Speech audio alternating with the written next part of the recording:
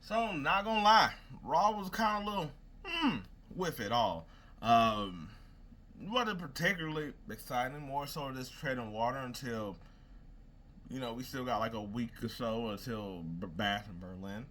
Um, Randy Orton, Ludwig Kaiser in the main event. I was like, good job, Ludwig Kaiser, for being in the main event. I was like, good match, but we sort of knew how that was going to go.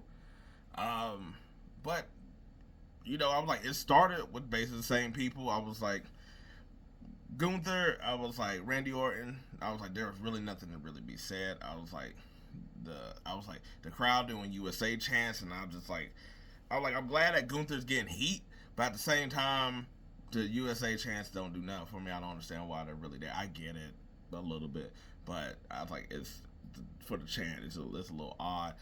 Um, then going to another after that of just Sheamus and Peter Dunne. Also, really good match. I was like, got to bust a hand, so it did the manipulation that Peter Dunne always does and whatnot. And it was cool of the spot of putting his arm in the turnbuckle, kicking it, and then Sheamus ripping it off and giving Peter Dunne a bro kick. But at the same time, I was like, it would have been, I think, just as cool if Peter Dunne would have won this one, and we could have just seen like, oh, what would have been next, because he lost this one, and then presumably he's going to lose in the. He might actually win the triple threat in the NXT just because of like Wesley just turned heel, Joe Hendry's there, and I was like, that's Joe Hendry's a big thing, so it's like they might have it where Peter Dunne wins it, stave off Joe Hendry just a bit, let Wesley do his heel thing a little bit longer than just right now. So hey, maybe that's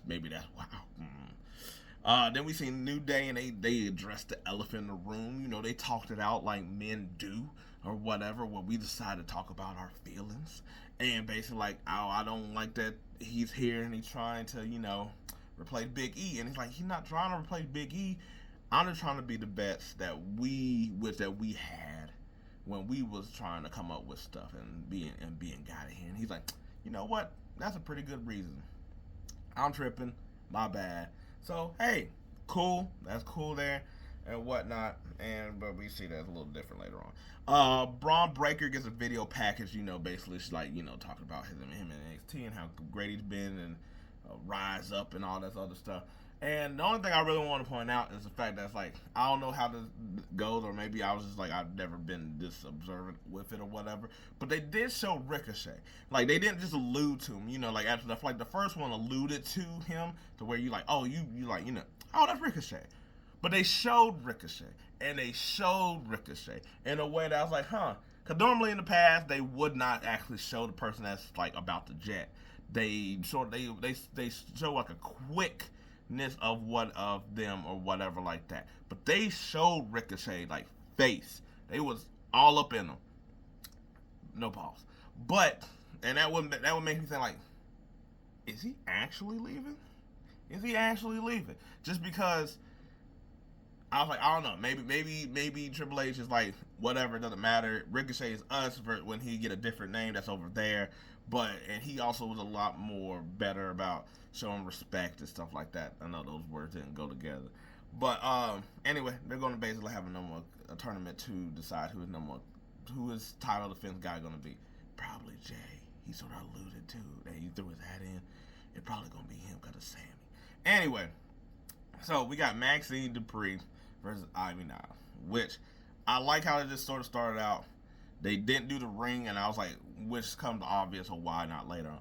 But basically, Maxxine Dupri comes out as Ivy Niles or whatever, and she just starts chucking her ass all over the place. And I was like, good, that's good for Maxxine, who is still, like, we haven't really seen her wrestle since her little controversy or whatever you want to call it a couple months ago. But so I was like, that gives her a little aggression, shows that she's like, I'm mad, I'm actually about this kind of thing. And plus, since Ivy Niles is the Pitbull, stronger person, whatever, and I think her matches have been obviously a lot better than Maxxine. That it balanced it out, and then Ivy Niles eventually started just like Stone Cold stomping her ass. But it didn't take long for basically the Wyatt Six, lights to cut out. Which I was sort of bummed at, because I was like, I wish they would have let this match breathe more, just because I was like of the aggression and intensity. And then, I was like, then American Made comes out. I was like, then you start seeing the Wyatt Six. I was like, Nikki Cross, Abigail attacks. Ivy Niles takes her out. Then I was like, then it's 3-on-3, and they start taking them out. And then eventually Uncle Howdy comes and takes out Chad Gable. On one hand, I was like, I mean, it's cool. It's always cool to see the Wyatt Six, but I was like, now it's starting to middle in a way where it's like, I don't know what we're doing here. Like how I thought like Pete Dunne should have won the match against Sheamus, because I was like, that elevates him and gives him something to do and have him something to play with than what it does to Sheamus. Here I'm like, okay, now I was like, Ivy Niles is starting to be like, I was like, okay, cool, y'all done propped up. Okay, cool. Is she gonna get into it with Nikki Cross, and how that's gonna go? She's gonna lose with the Wyatt Six.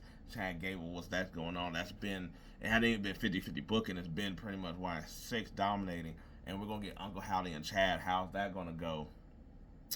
Especially if he's gonna take off the mask and that whole thing. So it's kind of just like, also like, oh, okay, this is and so far you see just a middle booking of everything, kind of with that one. So that, I was like, that happened, and we'll see how that goes. CM Punk comes out basically, and we already knew strap match, and this is actually another one of their weird awkward one, because I was like, they were like, oh, I'll give you the strap, you give me the bracelet. It's like, no, and it's like, I'm not gonna give it to you. You're gonna get it at Bash, and then it was just like, play this music, and that was it. Like, I was like, there was really nothing here to read time out. They just over here exchanged a couple words. But we getting a strap match with CM Punk where you got to touch every single post. And that seemed like a CM Punk thing. And, yeah, pretty much that's how it goes with that one. So we get New Day and Final Testament. And I was like, this is sort of how I'm just like, this whole thing. Now, I was like, it wasn't mid. It was just middling booking of, like, what are we doing? Look, I was like, the weird exchange here was basically that Kofi's over here dying. And I was like, well, Xavier is in the ring. Kofi's like, tags him out because he's like, Karen Cross calling me out. So it's like, whatever, cool. But then Kofi is getting his ass wrung out. And then he's like, oh, I'm dying. I need to tag somebody. Xavier Woods like, tag me. He tagged Odyssey Jones instead. And Xavier Woods just kind of looks like perplexed. But when you see it, that's the person he was going to get to, that was the closest. But Xavier Woods didn't get in this match. He only had his dropping elbow, so there was nothing that he really did here.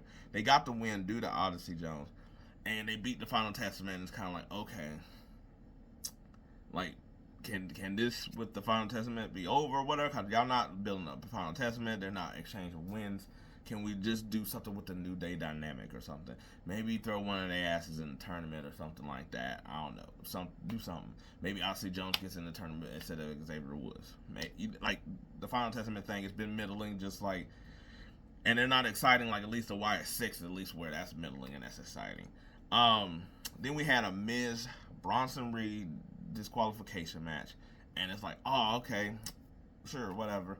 Obviously understandable. Miz has to have the hardcore match in order to beat Bronson Reed, which didn't happen. He gave him a tsunami, but we stopped the tsunami because Braun Strowman came in, and was going to be a match later on this week. And I was like, that's good to have Bronson Reed face somebody that has some name, but also the size to where it's like, okay, he's not about to take advantage of somebody like that. But if he beats him, I was like, that's good there in that way. The match was what it was. Everybody got tables, and the spot wasn't even that great. Yeah. Then I was like, we got a Damien Priest matchup that really didn't match up because basically they just ambushed the hell out of him. And thankfully, they had the new Judgment Day or whatever they want to say, beat the hell out of the Terror Twins. It looked like they were going to get their comeuppance because Damien Priest didn't fall for it. He seen them coming, and he was able to take them all out or whatever. I was like, Rhea came in there, was about to throw Dom's ass through the announcer table. Didn't happen. Liv came in, chucked her ass several times. Shoulder, that bad shoulder, all up into the ring post, and they just beat the hell out of Damien Priest. Thank you, because I was like, you gotta also stop making them look like they a bunch of punks. I know the Terror Twins and whatnot, But it's a 4v1 with Damien Priest. The Liv Rhea, I was like, I understand that one being sort of a wash, that she got to try to find a way to get the upper hand. It's Rhea. That's a little different. There's not another woman there to balance that out. And they should really have Liv use a lot more weapons, to be honest. But that's neither here or there. Then we had Pure Fusion Collective. Unholy Trouble, Isla Dawn, Apple Fire, and Damage Control with Io Sky, Kairi Sane. I was like, it was a fine match. I was like, it was really clunky. But I just really don't like triple threat tag team matches when they're all three can't be in the ring. Or I was like, this to me is where like it should be a tornado tag. Yes, it's a lot of chaos, but I was like, you got so many bodies and the tag is stupid here because it's like there's like Shayna where it's like she had to be like pushed over in order for Alba Fire to get in there. It's just really clunky when it's like it's only two of the three in there. I'd rather you either have all three in there, that way it makes it a little bit more sense, or just a tornado tag. But the match was fine. There was a couple bits here where it was just like lull, the crowd wasn't fully in it. They was a lot more in it for Io because Io's cool because he did like a double kip up thing. And they do also give a little bit to Kairi Sane. They do boo the Pure Fusion Collective, so that's at least something.